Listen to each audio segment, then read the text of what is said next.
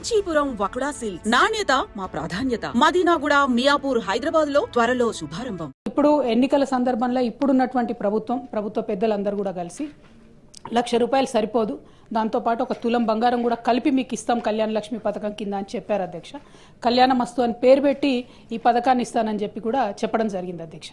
కానీ 15 నెలలు గడుస్తున్నా కూడా మరి కనీసం కళ్యాణ లక్ష్మి ఎంతమందికి ఇస్తున్నారు, పాత పద్ధతిలోనే ఇస్తున్నారా, ఇస్తుంటే క్రైటీరియా మార్చారా లేదా, ఇంకొకటి ఈ తులం బంగారం మరి 15 నెలల్లో అయినటువంటి పెళ్లిళ్లకు మీరు తర్వాతైనా రీఎంబర్స్ చేస్తారా, ఏం చేస్తారు అనేటటువంటి అంశాన్ని మేము అడగడం జరిగింది అధ్యక్ష.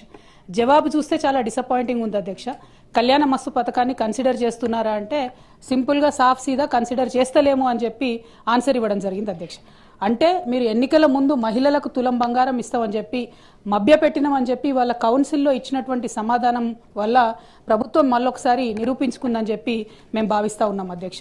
మరి ఇట్లాంటప్పుడు మీరు ఇక మిగతా హామీలను మహిళలకు ఇచ్చినటువంటివి అది 2,500 కావచ్చు, ఇంకోటి కావచ్చు, వాటి పట్ల కూడా మరి కనీసం ఏం ఫోకస్ చేస్తలేరా, ఆ విషయాన్ని కూడా ప్రభుత్వం దయచేసి చెప్పవలసిందిగా నేను డిమాండ్ చేస్తున్నా అధ్యక్ష.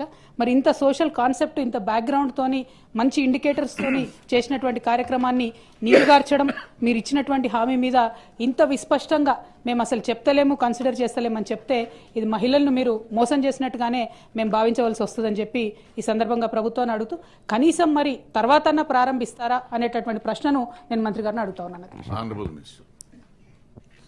గౌరవ సభ్యురాలు అడిగినటువంటి ప్రశ్నకు ఏ లేదండి, బి ఆ ప్రశ్న ఉత్పన్నం కాదు, సి ఆ ప్రశ్న ఉత్పన్నం కాదండి. అధ్యక్ష, థ్యాంక్ యూ అధ్యక్ష. పొన్నం ప్రభాకర్ అన్న చాలా నిజాయితీగా మేము మహిళలను మోసం చేసినాం ఎన్నికల ముందు, ఇప్పుడు మాత్రం ఆ పథకం ఇచ్చే ఉద్దేశమే లేదు అని చెప్పి ఖరాఖండిగా కౌన్సిల్ సాక్షిగా చెప్పినందుకు వారికి ధన్యవాదాలు తెలియజేస్తా ఉన్నాను. కానీ ఈ రాష్ట్రంలో మహిళలు దాదాపుగా 51% పైచిలుకున్నారన్న.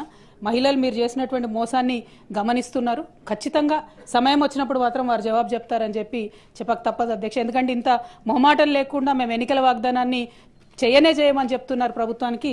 కంగ్రాచులేషన్స్ కూడా ఈ సందర్భంగా తెలియజేస్తా ఉన్నారు.